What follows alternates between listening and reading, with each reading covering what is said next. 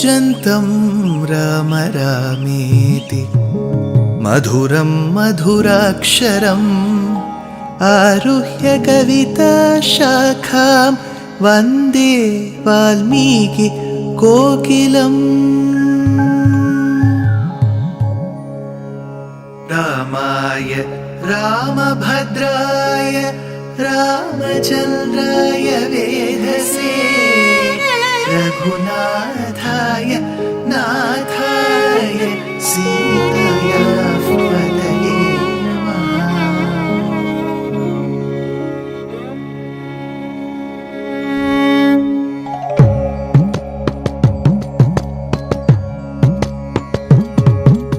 जयत्याश्रितसन्त्रास ध्वान्तविध्वंसनोदयः प्रभावान् सीतया देव्या परमव्योमभास्करः परमव्योमभास्करः।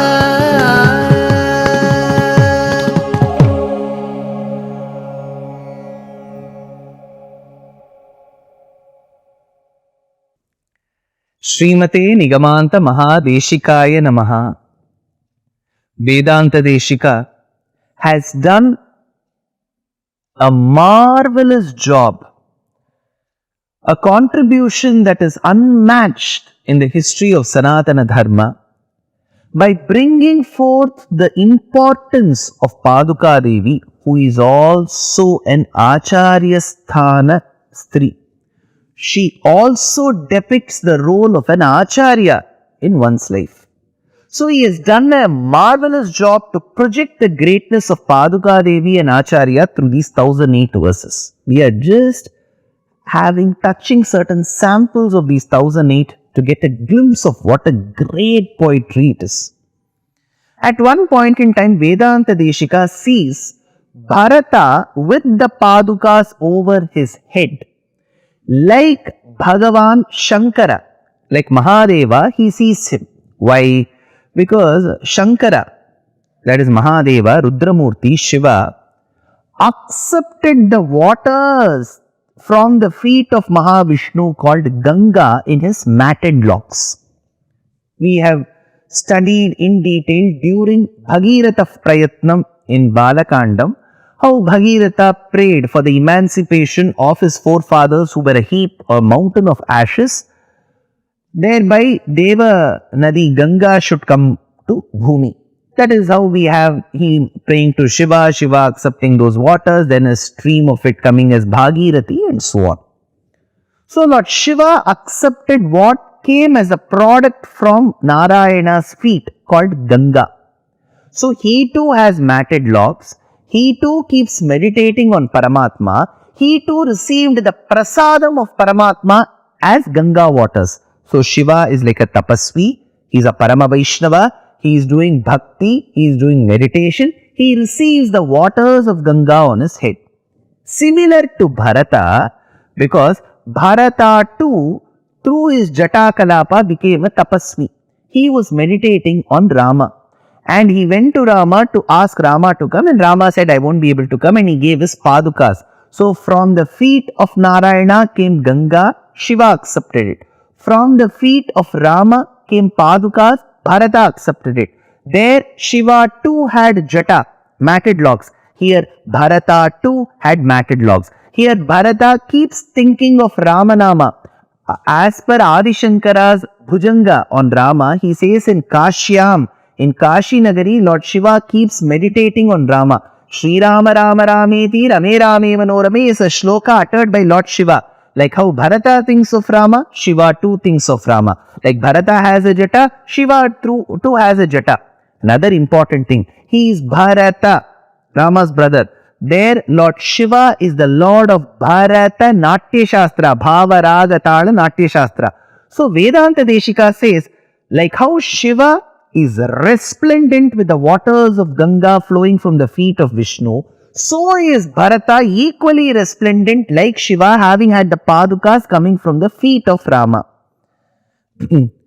Padambujadvigalitam paramasya punsaha Tvamadarena viniveshya jata kalape अंगीचकार भरतो मणिपाद रक्षे गंगाधिरूढ़ शिरसो गिरिशस्य कांतिम.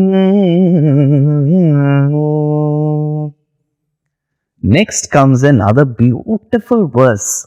Vedanta Deshika says, inside a cave, the cave can be called Ayodhya, you can call it outside, Ayodhya cave. Inside the Ayodhya cave, we had the male lion with the lioness along with the cub, all three of them sitting happily and watching a TV. Imagine, I am giving you a modern parlance, they were watching some TV program. So the male lion, the lioness, the cub, they are all happily watching. That time they hear a unique, threatening noise emanating from an elephant. So the lion holds the lioness holds the cub, and the three march to the opening of the cave and see who is giving this noise. There they see the 10-trunked elephant called as Ravana. Now you may ask, are there 10 trunks? See, in poetry you have to imagine. Imagine there is an elephant with 10 trunks. Looking at the elephant there, the lion tells the lioness, you take the cub inside, I can manage this particular 10-trunked elephant myself. Vedanta Deshika says, this is Ramayanam. We may be wondering, what is this, sir? You are telling some National Geographic Channel animals incident and you are comparing it with Ramayana. No. This cave is Ayodhya. The male lion is Rama. He was living happily with the lioness and the cub inside Ayodhya. That is when he heard that Ravana, the 10-headed demon, was troubling the devas and the commoners. So he marched till the outskirts of Ayodhya, which was close to Chitrakuta. Looking at the elephant, the lion Rama said, don't worry, lioness, you take the cub inside, I can manage this Ravana alone. Everything is understandable, sir.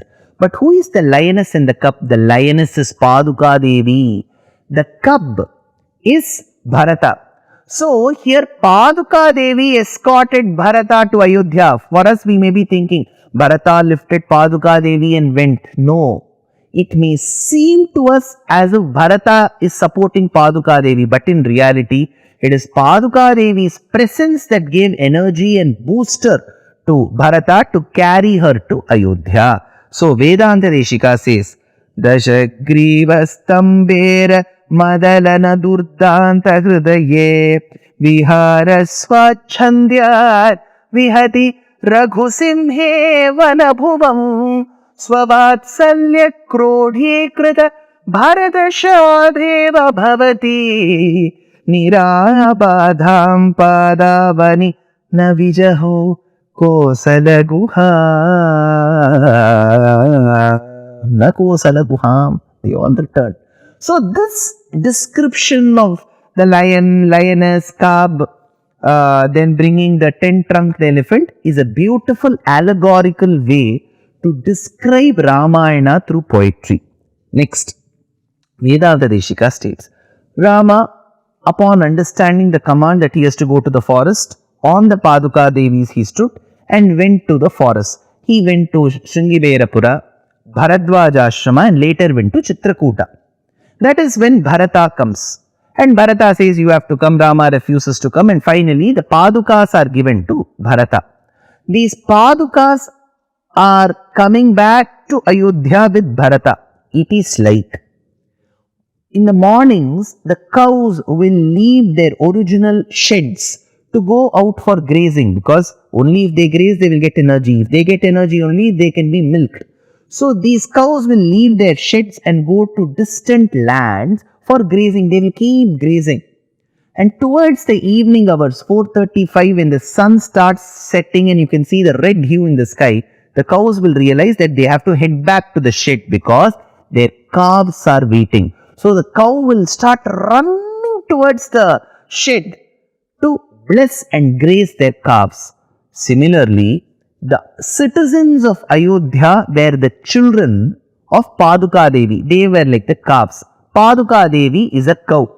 She had left the shed called as Ayodhya during the day hours to go to Bharadwaja Ashrama, Shringiverapura, Chitrakuta. So during the evening hours, Pādukā Devi felt the urge to go bless and graze her calves, which are the citizens of Ayodhya. So she came running back along with Bharata to bless her calves, it seems. So Vedanta Deshika states, Samupasthite pradoshe sahasa vinivritya chitrakutavanat abhajata punarjanapadam vatsam dhenuriva paduke bhavati. Vatsam dhenuriva paduke bhavati. To see the vatsas, the citizens, dhenuriva paduke, the padukas which are like the cows came back. So this is another way to describe the greatness of Pādukā Devi. Vedanta Deshika goes further. By Pādukā Devi coming along with Bharata, Bharata was happy because Bharata was initially upset, feeling a lot guilty because he was indirectly the cause of Rama being sent to the forest. So he felt very bad. So while he insisted that Rama should come and Rama refused to come, he felt all the more bad because Rama was not coming.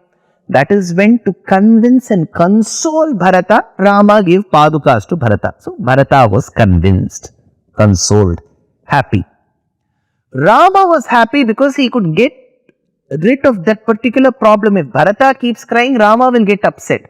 At the same time, he cannot go back to Ayodhya. So when he suggested that the Pādukas be taken and Bharata happily took those Pādukas, Rama was happy that Bharata was happy. Now, Bhuma Devi, she had a lot of regret. She felt, see, there is somebody between the both of us. She tells her Lord, every time there is somebody between the both of us, I want to have your touch on me. So whenever the Lord walks, Pādukā Devi will be sported by Rama and there will be no connection between the lotus-like feet of Rama and Medini, which is Vasundhara, Vasumati, Bhuma Devi. So Bhuma Devi felt, for once I should feel your touch. That is when the Pādukas of Rama were gifted to Bharata, Rama's lotus-like feet touched Bhuma Devi and Bhuma Devi had horripilation all over her body. So the grasses grew really well. So horripilation is, that's how you show, right? Goosebumps.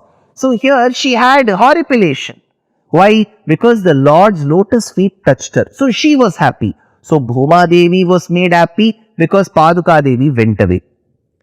Bharata, who was earlier unhappy, became happy because Pādukā Devi came with him.